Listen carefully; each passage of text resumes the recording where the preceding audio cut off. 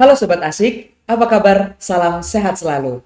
Selamat datang di Komik Komunikasi Asik yang akan ngobrol-ngobrol seputar komunikasi.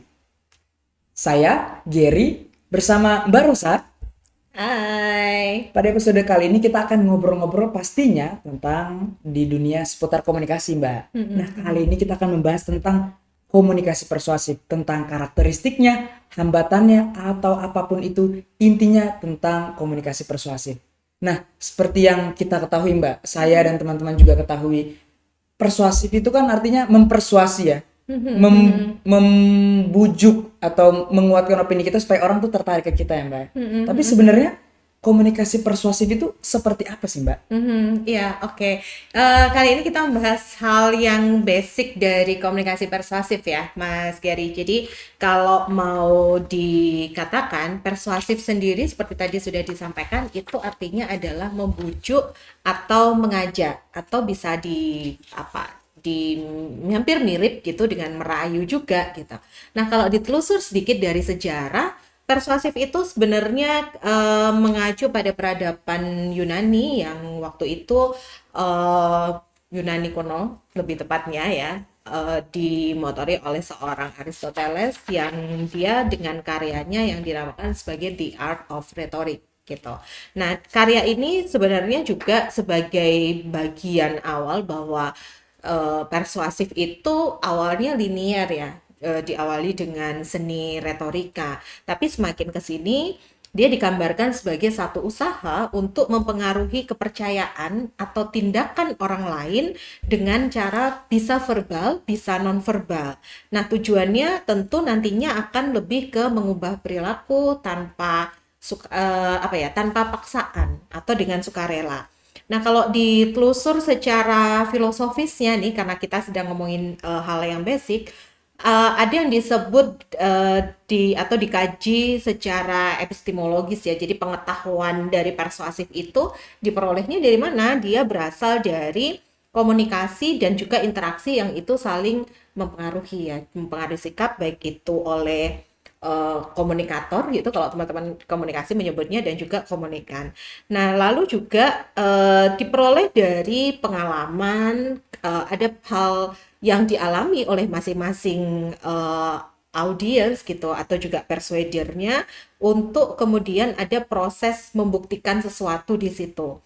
Lalu kalau didekati misalnya secara aksiologis, persuasif ini sebenarnya dia cenderung ke yang bebas nilai ya, bebas nilai artinya nanti baik atau buruknya, ada manfaat atau mungkin ada tadi kelemahannya itu berdasarkan dari penerapan dalam hidup sehari-hari gitu kurang lebihnya. Oke, jadi awalnya sebenarnya dari bukunya Aristoteles ya, teori retorika itu ya tadi ya, Mbak Tentang ya. teori retorika. Nah, itu kan filosofi sekali ya, Mbak ya, membahasnya. Nah, ini nih masih nyambung nih, linear nih kita nih sama pertanyaan berikutnya. Ini masih one line. Sebenarnya dari komunikasi persuasif itu ada kekhasan tersendirinya nggak sih, Mbak? Terus sebenarnya suatu teori itu kan pasti utamanya adalah fungsinya dulu. Nah, apa sih, Mbak, fungsi komunikasi persuasif ini? Ya, kalau dilihat dalam kehidupan sehari-hari itu sebenarnya ada banyak ya dari fungsi komunikasi persuasif sendiri. Tapi kalau coba untuk dibagi dalam tiga bagian besar, itu ada yang disebut sebagai fungsi pengawasan, kemudian untuk perlindungan konsumen juga gitu, dan yang terakhir bicara soal fungsi pengetahuan. Nah, dalam konteks pengawasan itu biasanya ada hal-hal yang sifatnya lebih politis gitu ya untuk kepentingan politik misalnya ketika seseorang harus mengambil keputusan tertentu atau si pengambil kebijakan ini mau mempengaruhi warga atau masyarakatnya itu seperti apa. Lalu untuk di perlindungan konsumen kita tahu bahwa akhir-akhir ini orang ketika membeli produk salah satunya itu adalah dengan testimoni atau Oke. review dari konsumen lain. Nah, ketika ada sesuatu yang misalnya ada kelemahan atau kekurangan dari produk tersebut, maka si konsumen ini kemudian bisa menyampaikan secara jujur gitu ya, supaya nanti ini sebagai bentuk pengawasan juga ya, nanti produsen bisa mengambil keputusan apa yang akan dilakukan selanjutnya. Lalu pada aspek pengetahuan tentu saja karena ini ada unsur psikologisnya ya sebenarnya. Jadi dalam konteks komunikasi persuasif ini kita akan melihat misalnya bagaimana membangun motivasi pada orang lain. Kemudian kalau orang mengalami misalnya kecemasan gitu ya atau kekhawatiran dan dia butuh disupport dengan hal-hal yang sifatnya motivasi, komunikasi persuasif bisa mengambil peran di situ, gitu kurang lebih fungsinya. Berarti tadi yang seperti Mbak Rosa katakan ada 3 fungsinya. Ada 3, ada pengawasan, perlindungan konsumen, dan ada pengetahuan. Nah, dari ketiga fungsi itu Mbak, dari 3 perspektif itu tadi, boleh dong Mbak tolong dikasih contoh-contohnya Mbak supaya semakin konkret gitu Mbak, supaya kita sebagai mahasiswa juga lebih paham, oh sebenarnya dalam implementasi sehari-hari atau kehidupan tuh seperti ini. Atau mungkin Mbak, mohon maaf, barangkali ada hal yang lebih spesifik untuk diperhatikan di dalam fungsi-fungsi tersebut. Ya, selain fungsi itu juga sebenarnya kalau secara basicnya ya, si komunikasi persuasif sendiri itu punya istilah khusus. Jadi kalau misalnya seseorang yang mempersuasi itu disebut sebagai persuader.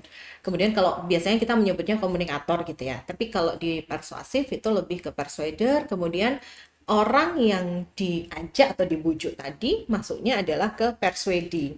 Nah, dari dua hal ini sebenarnya masing-masing punya awareness ya. Artinya dari sisi persuader itu kemudian perlu aware atau dia membedakan segmentasi dari persuadernya itu seperti apa. Jadi kalau misalnya dia mau mempersuasi orang lain itu harus ngerti misalnya kondisi atau situasinya seperti apa, latar belakangnya bagaimana gitu. Pun juga dengan persuader ya, dari sisi persuader dia juga benar-benar harus mempersiapkan gitu. Artinya mempersiapkan tujuan dia mempersuasi apa. Apakah akan mengubah afeksi atau dia sampai mengubah pada behavior atau perilaku gitu. Dan selain bicara soal dua pihak ini gitu ya atau dua perspektif ini di dalam komunikasi persuasif ada yang namanya ruang lingkup tadi. Ketika kita bicara fungsi ternyata ada ruang lingkupnya. Ada yang disebut sebagai gini, sebelum ke situ sebenarnya pada prinsipnya hampir sama seperti kita belajar komunikasi ya, ada elemen-elemen dalam komunikasi. Di persuasif juga ada. Jadi selain komunikator, kita menyebutnya yang kedua itu pesan. Jadi pesan itu lebih kalau mau dijabarkan ada dua hal, jadi terdiri dari yang sifatnya lebih motivate atau memotivasi, kemudian yang kedua mengorganize satu pesan dengan argumen-argumen yang logis. Lalu ada yang disebut sebagai istilahnya audience predisposition gitu ya. Jadi di dalam audience predisposition itu dia ada dua unsur. Yang pertama lebih ke group conformity dan juga menyasar pada aspek-aspek individual. Jadi faktor-faktor individu yang ya kemudian nanti akan berpengaruh pada proses itu. Kemudian dua yang lain tentu kita akan bicara soal respon ya. Kalau respon itu ada yang sifatnya overt expression gitu ya, istilahnya ada overt expression dan juga disebutnya sebagai retention of opinion change gitu. Lalu yang terakhir dia tentu bicara pada konteks situasionalnya gitu. Itu beberapa hal detail tadi ya soal komunikasi persuasif gitu.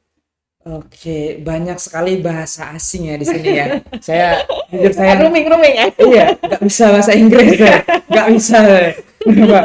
Bahasa-bahasa asing ini kan kita sebagai mahasiswa, sebagai akademisi ini perlu tahu ya Mbak ya. Saya pun ada beberapa yang pernah dengar, ada beberapa yang tahu, ada yang beberapa Yang ngomong gitu. Nah, Mbak boleh tolong dijelasin sedikit dong Mbak bahasa-bahasa asing ini. Tadi ada motivating appeals, ada lagi audience predispositions dan lain-lain itu. Boleh nggak sih Mbak tolong dijelaskan atau enggak diberi contoh masing-masing satu gitu sesuai dengan ruang lingkupnya. Oke, ya tentu Sobat Asik juga penasaran ya terkait dengan hal itu. Mungkin saya akan mencoba membahasakan dengan yang sederhana ya. Kalau kita bicara misalnya tentang pesan tadi ya, pesan itu ada unsur, kalau spesifik di persuasifnya ada unsur istilahnya yang dia memberikan motivation appeal. Jadi pesan-pesan yang memberikan motivasi, seperti misalnya kalau kita boleh sebut merek, ada Mary Riana gitu ya, dengan segala konten yang membuat orang menjadi spirit atau terinspirasi ya, termotivasi atau punya spirit tertentu akan satu hal.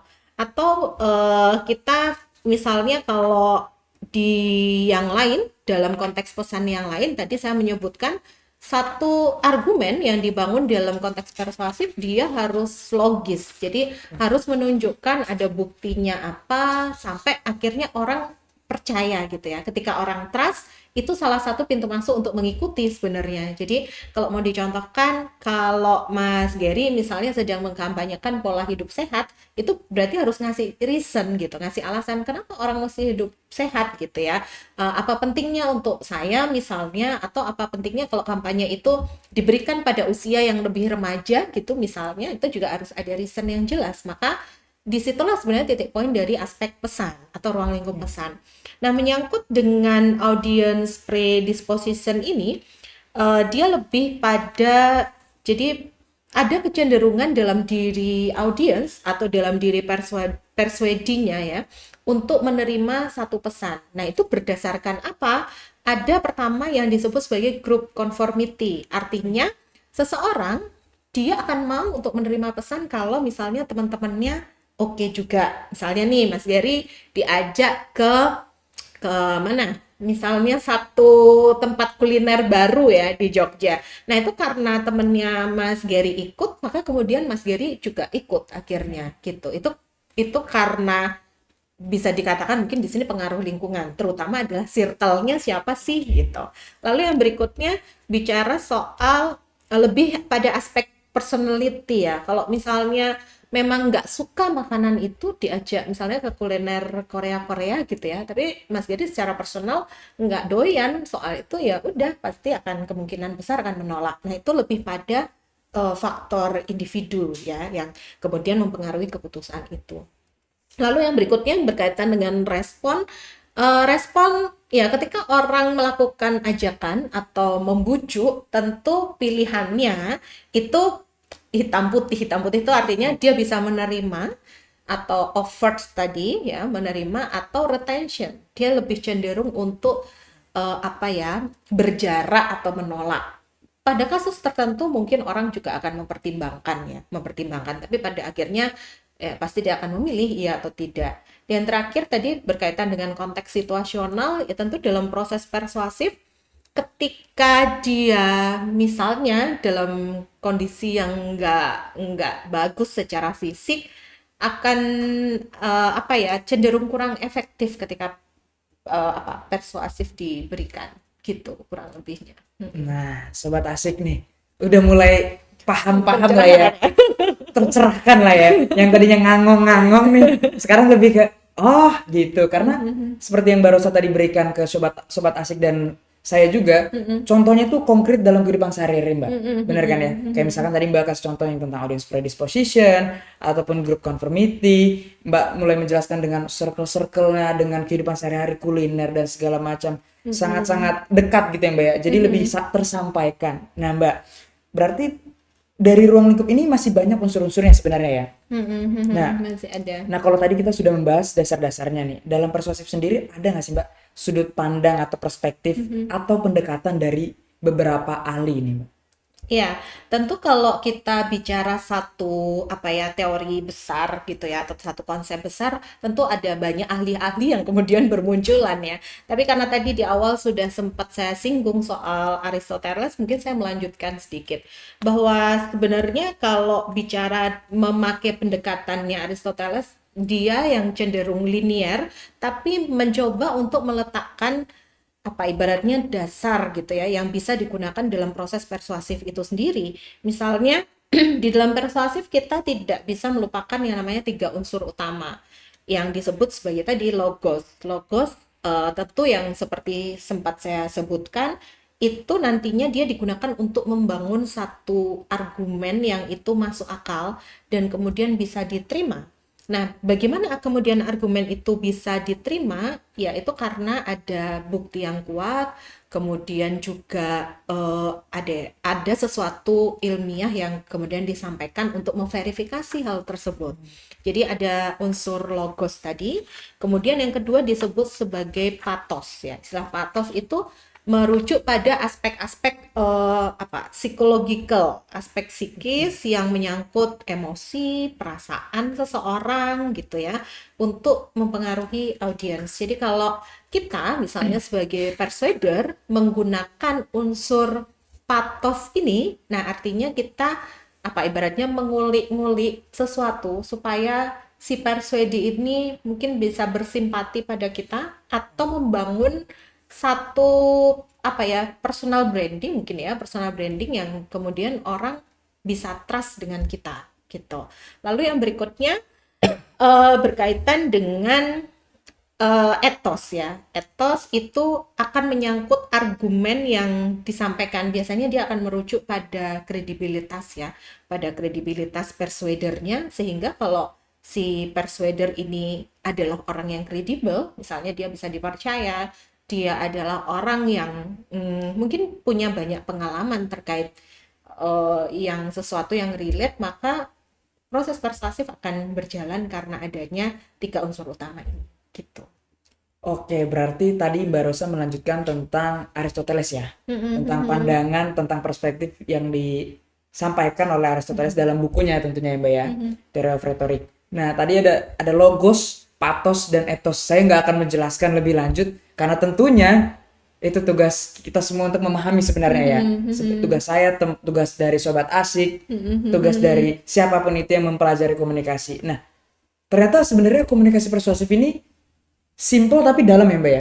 Iya. Kelihatannya hanya membujuk gitu dalam tanda petik. Iya, betul ya. Ternyata ada banyak hal yang bisa Ternyata dan juga ini sebenarnya diterapkan dalam kehidupan sehari-hari Mbak sebenarnya. Dalam kita berargumen, dalam kita kerja dalam tim, bahkan kita dalam mengerjakan tugas sendiri, ini menggunakan 3 aspek ini, menggunakan komunikasi persuasif ini baik ke diri kita maupun sosial ya Mbak ya. Betul ya.